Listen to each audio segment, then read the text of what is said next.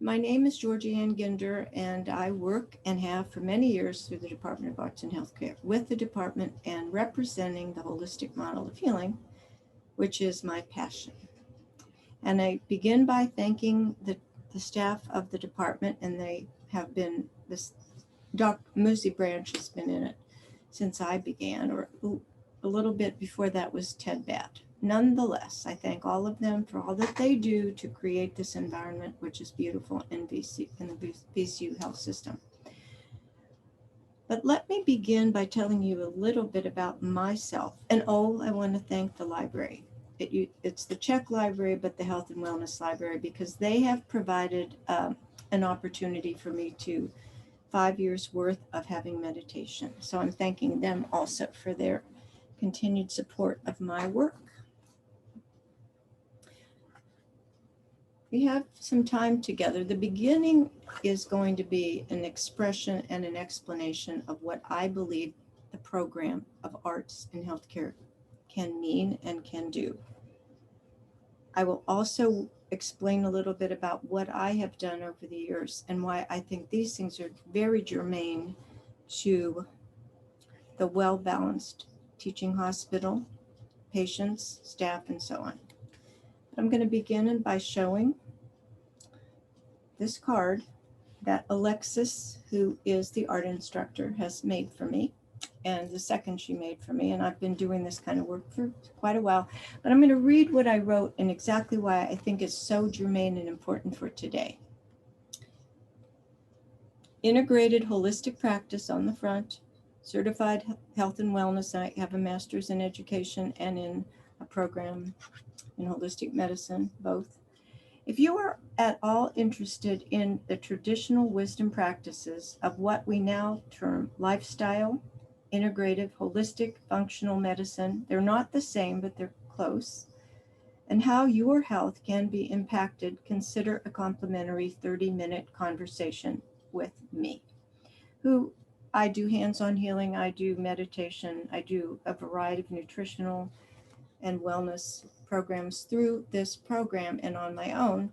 But my dream has always been that I can connect more and more with people who have an interest in understanding how to take care of their own health.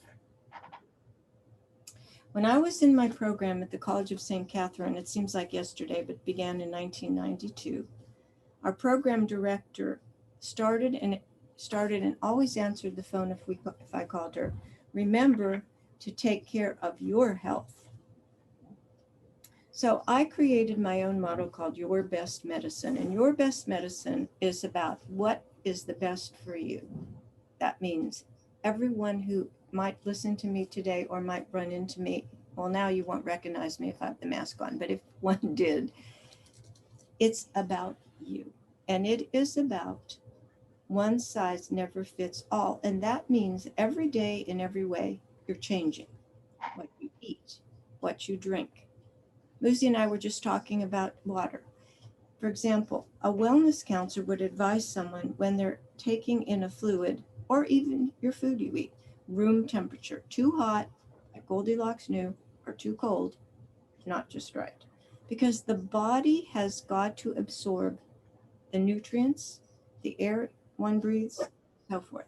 These are the simple things that the traditional wisdom practitioners of thousands of years all over the globe, and by the way, I'm interrupting myself, our program is also has been known as cultural programs, in addition to the art and science, because there's a science to this too, by the way. Science is so important today. Well, this is as important here. I'm 71 and I'm telling you. So building bridges one smile at a time, and you reach for what you need to learn, and the teacher appears and timelessly adheres. In other words, one day you may feel tip-top, the next day you feel sick at your stomach, this, that. You're not the same person. So if you're thinking about yourself and how to heal, you have to sort of ask, have I eaten something didn't agree with me? Am I too stressed? Did I not get enough sleep, and so forth?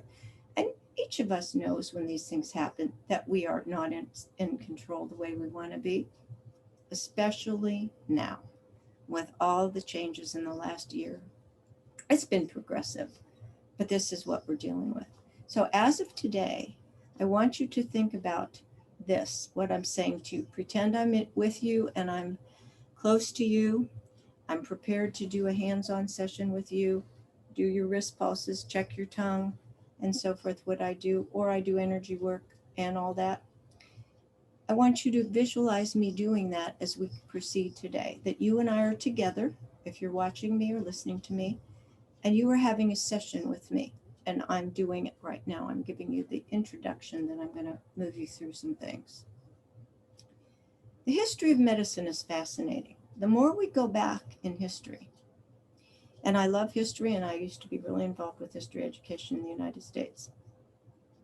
And I have chronic illness. So I always thought, what do I learn that I can give myself the tools that I need, and who can I work with and work amongst, and how to do it? So, one, when you wake up in the morning, and I'm asking you to just ponder, we're not meditating yet, just before you get out of bed, take a few breaths. Exhale from the front of your body, the stresses and strain, some of the cramping and stuff in the night, maybe you didn't get quite in the right position. Breathe out, and then you breathe in and say to yourself, I feel great. I feel calm. I'm happy to be waking up today, and it's going to be a good day. Release and breathe in, and you think, wow, there's going to be something great happening to me today. Tell yourself these things, despite all the stresses and the upheavals and the imbalances and the challenges, we're all going through it. Go back to that simple breathing upon awakening. Many of you who might be listening know that there's a spiritual component in the mind, body, emotions, and spiritual way to see ourselves and environment. So bring in that spirituality that you believe and works with you, because there is that force, and it's one of the most important things we sometimes forget. And I'll repeat what I said, because I think as a teacher I like to teach. And I'm telling you now, one size never fits all. Each day will be different. The habits that you choose to use are going to get you through the day if you're mindful of them. But so many of us just get so busy and so rushing around. We choose the wrong beverage. We might get daydreaming, all these kind of things. And right now I'm in one of those kind of situations, because we couldn't get this to work right away. And then I got kind of stressed out because the last time I did a Zoom, it shut down when I was talking. I thought, oh no. I'm going to tell you a little bit about myself in arts and healthcare. Moved here from Minnesota, and I was educated to do what I'm telling you I'm doing, holistic medicine, but I specialized in grief counseling, palliative care, and hospice. And I write poetry, and it was sort of divine providence that some of my poems were put up in the hospital because of one of the faculty members, a doctor who was interested in my poetry. And so we had a display of my poetry. And it was well received, and it was put in some waiting rooms, because I wrote about how it would feel to be a patient here, or the family member. And I started to hear things of people that hadn't met me, but they might say, aren't you the person who was in the waiting room and I was reading about surgery and the poem? I said, evidently. From then on, I thought, how do we build this kind of a model within the VCU system? Poetry, journaling. We already have the department, which you're knowing about this week, with music, with art, with the displays that are available, and the musicians on call, which we'll be getting back hopefully soon. How did I, with my talents, become integrated into the arts and healthcare program? Well, I went to Ted Batt, who was the director prior to Musi, and I said, how about if you and I could work together, and I can join your department if you can fit me in any way we can. And I had given him he had been having some pain, and I had to do some trigger point therapy, and he liked it. And he said, you know what, I like your idea. So we started working with the art and music and so forth of what I do. And I just came into the department. And then one day soon thereafter, he said, but you know what? I'm going to practically be moving away. And the person who replaces me hopefully will be interested in your idea.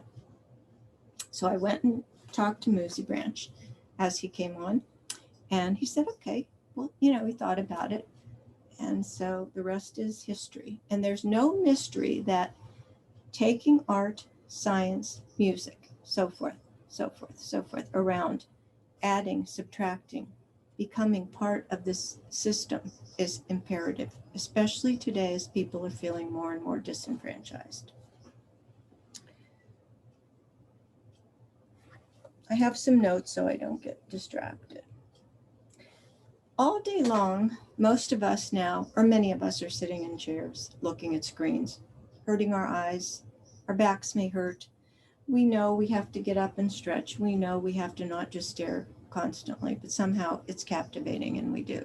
So if you get 1 or 2 or 3 things today out of my talk, remind yourself, I have to stand, I have to stretch, I have to move my arms, I have to breathe out of the front of my body, I have to take in some clean and fresh air, mask or no mask, because we need to balance our energy field, which is also called chi.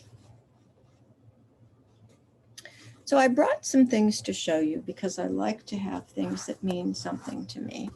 One is the textbook from the Japanese acupressure Jinjitsu that I practice, and how important just knowing about we have an energy field in our body, we have blockages.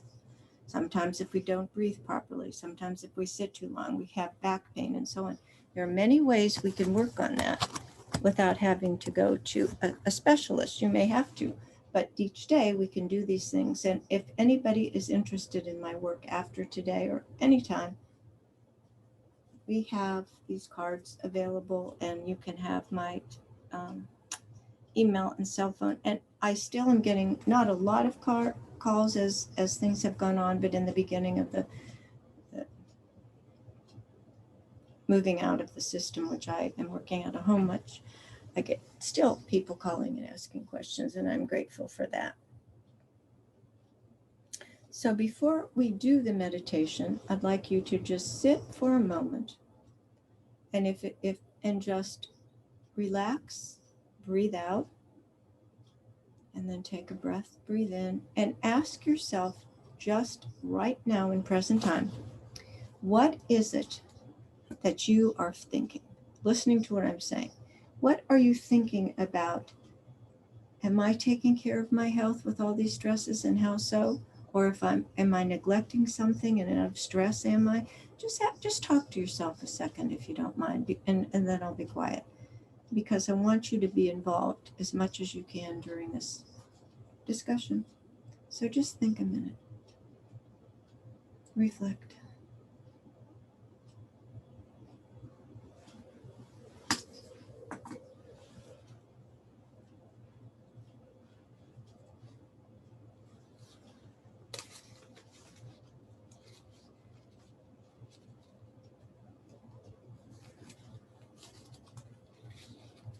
In a minute, we'll get back together. And sometimes when we start reflecting on things, the negative things come in first, and that's not so bad, because we sort of have to eliminate some of the challenges that are coming, like the stresses first. And much of my work and much of the work of the arts, as well as the sciences, I assume, have to do with cleansing out the things that are keeping us from being safe and secure every hour of every day.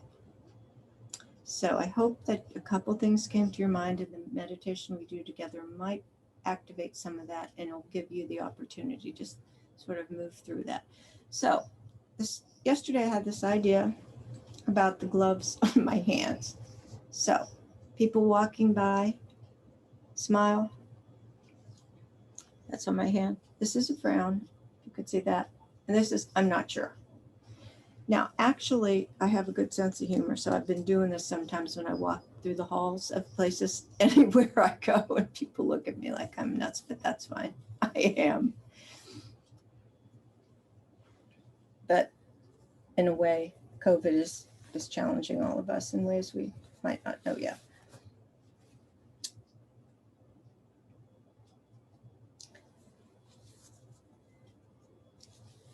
Have you probably thought much about what is complementary medicine? We could call it other things too. Alternative, I don't like, there is alternative medicine, but within the framework of this hospital, we do complementary. We complement the staff in what they do. So the key to this, though, is taking care of our health each and every day. If we're in hospital as patient, now there's another thing, or the caretaker or caregiver to a patient or just us. What kind of things come up that we are challenged by or don't know the answers to, and we just let them go? So I advise people, and I still like an old-fashioned pen and paper notebook. So if a question comes into my mind, it doesn't matter about what. If I'm in the cafeteria, if something comes in and I want to know, I write these things down because something in me wants answers to the questions that come up. So then when you have the opportunity, you have these things, and then you can go to the resource person. Often there are many people here. There's an information, there's in the Czech library too. And even though it's on different hours, you can go in there and there are people helping you with questions. So I'm really grateful for that too. That is ongoing, and you can check in that on, you can do that online too. Aristotle said, the business of every art is to bring something into existence. So think of that, ponderers. The business, and we know a lot of medicine is business, a lot of the world is business, but there's business and there's business. The primary business for each of us has to be decided by who we are. How much wellness is important to you, or how much this or that. But considering, even that word, the business of every art, living as an art form, is bringing something into existence. Well, I'll tell you from my perspective in this department, we have brought a lot of valuable things into existence. As we have, you'll find out all week. Music, how vital that is to someone, whether they're inpatient or not. Artistic expression, our own, but also walking through these buildings and seeing the beautiful art that's displayed changes our whole energy field. I ask people sometimes to ponder, if you could go somewhere and you walk in a building, it is just pure gray floor, gray walls, gray everything, nothing else. Everything gray, kind of blended, just bleeded out into the gray. How do you feel? Then you walk into a place, colorful, beautiful, gentle music. You don't feel so well, you're scared, you're going to the hospital, you're tightening up, but then you walk in, oh, it's beautiful. I feel at home, I feel calm. Then you meet people who say, we're so glad you're here. We're going to work with you. We're going to help you learn some of the things that'll keep you strong and safe. Before too long, you're feeling a part of something, not afraid of something. Now, one thing I carry with me, not every day, but I do sometimes, it's called the instant audience. If you can see it, little hands, they look gloves like I have on now. Here. So if you need somebody clapping for you when you feel you're not getting, this is good. Now, when this comes on, let that go. But that's kind of my whole thing about my meditation. You let go the booze, maybe the real booze too, especially now when they say people are drinking a whole lot more, and bring in the applause. Even if the people around you aren't appreciating or noticing you now, because we seem to be in that place, it's up to you. And then you connect with people who feel that way. Give you back your power. You own your power. You own the joy of life. Every day, in every way, you strive to do what I say. Before you even get out of bed, you do the breathing, you release and renew.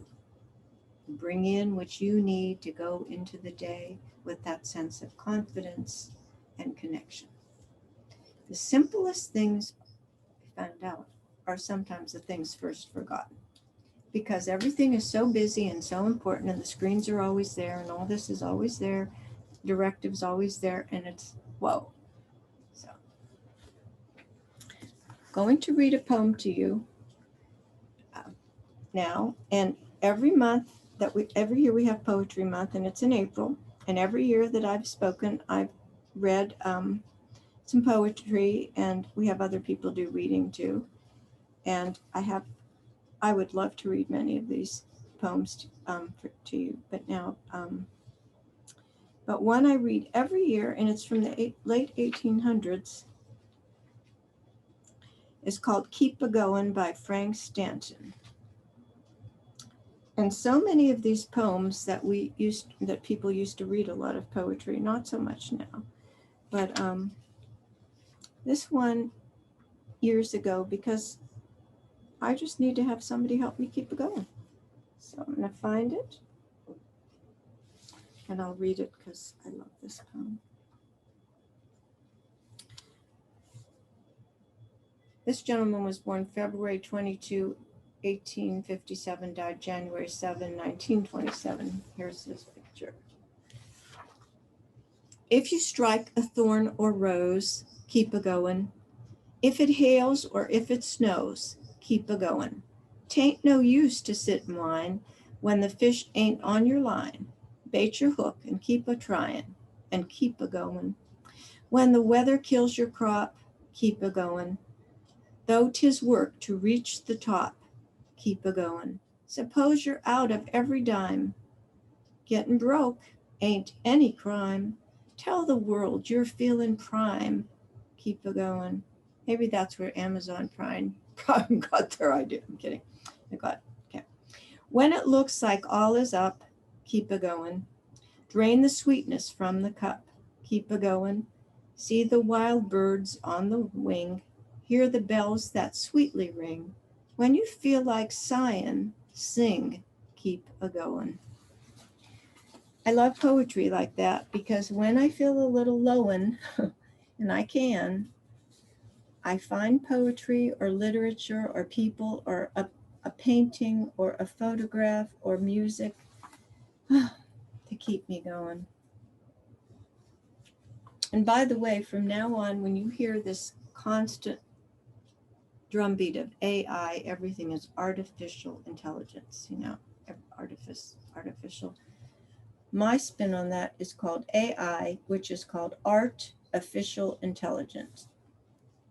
Artificial intelligence. So from now on, when you see our department or anything that represents it, you're going to know you're at square one of the artificial intelligent people.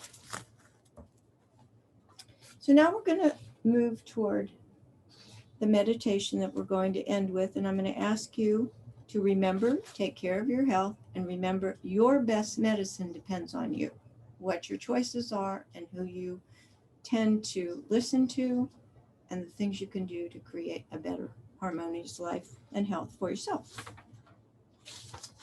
Now, I've given hundreds of meditations, and I study under a Chinese master who works at Mayo Clinic and a variety of people over my many years of learning. And then I've created and crafted my own form of hands-on work. I call it Qi Rio, River of Energy, Trigger Points, and Energy both, and a variety of other things that I study and then make my own, because that's what I think all of us really do when we have the opportunity to do so. But I found a meditation amongst my many meditations that I wrote. This comes from the year June 18th, 2016. And I'm going to ask you, and I know some of you are right here right now, to close your eyes and just follow my prompts for just a few minutes. I'll read the meditation, but I want you right now to feel comfortably in your chair, align your spine to the chair, head over neck, down the spine to your sits bones, how you feel positioned. Your feet are firmly on the ground. Just get as comfortable and straight as you can, because the more you are in alignment, the more your body is in alignment. And then your nerves, your muscles, All of your organs, hormones, skin, everything works together in harmony. But you have to harmonize, and that's a goal. So as your eyes are closing, I want you to just listen to me. And if anything I say doesn't resonate with you, I want you to just go to the breath. Because so much comes in that we often don't feel compatible with.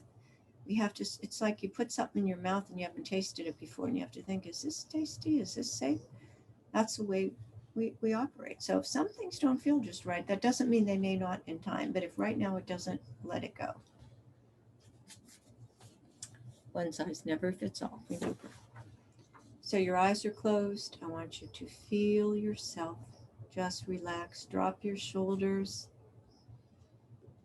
Drop your jaw. Don't hold any tension in the mouth. The tongue is fluid in the mouth. It's not. Just feel your tongue let go. Your jaw let go.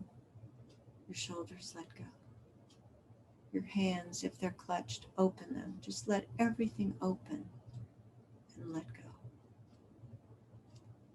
And as you breathe, try to breathe more deeply, not too deeply because, we have to get used to that too, but a little more deeply, a little more slowly than you otherwise would. And just breathe. This is the meditation, and we'll end with it, and we'll end with you using it to get you to a place of serenity and peace. I call this one moodfulness. We are full up of thoughts and of ideas, of comings and goings, musings and tidings, moodiness and multitudes of to and must do lists, busy places we tell ourselves that we must go. What and how and whom we are to be, to arrive and to accomplish. Who determines our path? And does it matter? Our moods seemingly can change with the wind, or with the news or the latest message that arrives via one machine or another. Or with our situation, health changes, information we learn about others and how that impacts us. Most of us accept this as commonplace and natural and unavoidable. We accept what the greater culture provides and programs us. Meditate now on how your moods change and why they can fluctuate. Then move beyond those moods by taking measured and restful, deep and healing breaths, and thus become the place of integrated, holistic, and integrated, peaceful presence. You control your moods and not the other way around. And so I'd like you to meditate on this, finding a sense of self-compassion, control, and peacefulness. Despite what others do and any physical, mental, emotional, or spiritual conflicts in present time, this practice of true permanence is available always, to and for and through you. So breathe out any stresses that still migrate through your system. Any thoughts that are distracting you from present moment peace, and breathe them all away. And then renew and think how grateful we can be that together right now we are participating in something that's just a little bit out of our mainstream day. And how much treasure there is in connecting with others who artfully and spiritually, musically, scientifically, and in every way care for the righteous and right things that give us a sense of peace on this planet. Breathe that in and let it move through every inch of your body. Just feel how good that feels to take yourself away from all the busy, challenging, rushing, competing thoughts.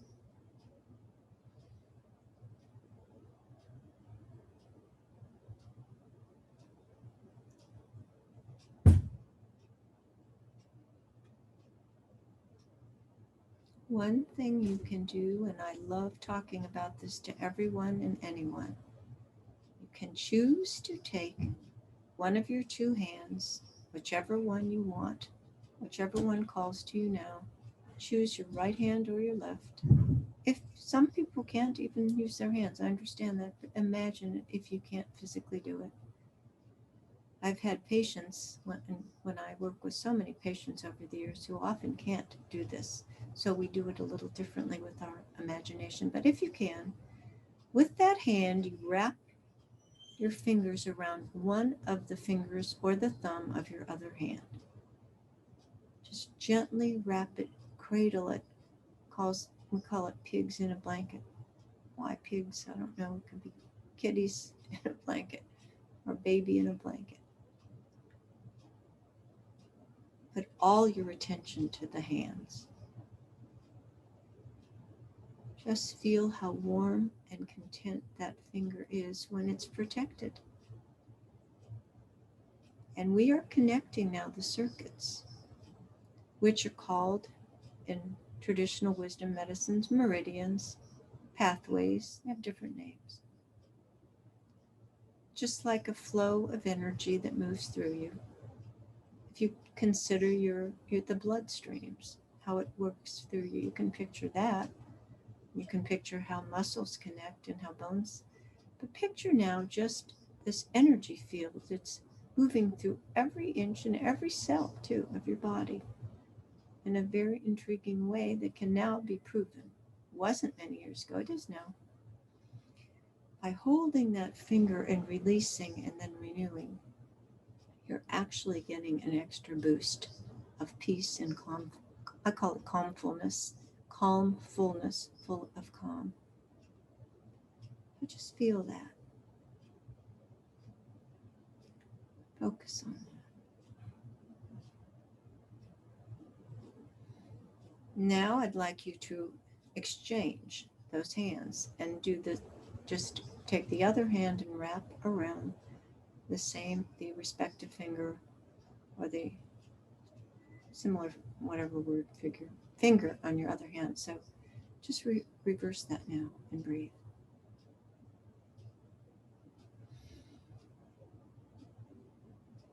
Now, as you feel how good that feels, I'd like you, if you'd like, picture someone that you would like to be sharing this experience with, even if it wasn't me here.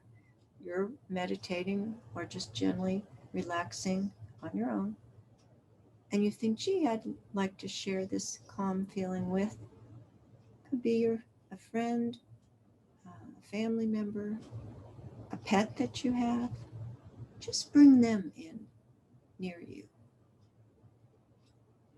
Just feel that connection now to someone that's sharing with you. Even if it's your imagination, it's still good. So that we feel we're all in this joy together now.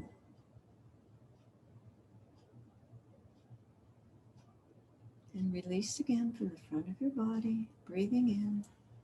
And we're going to close this short version of a meditation by doing what I ask you to do. Before your eyes open, this is shorter than we normally would do. I'd like you to just rub your hands together and feel that warmth. And then I'd just like for you to take, your eyes are still closed, just tap your forehead with both hands. Just tap gently above the eyebrow. Tap, tap, tap, very gently. Tap, tap, tap under the eye and the top of your cheeks. And now just tap, tap, tap your chin together. Just go there. And then I want you to open your eyes slowly and just shake out your hands a little bit so that we're going to come back to present time. We relax quite deeply in a very short time, which we can do all day, and then we have to move around a little bit to revitalize our energy and get back to present time.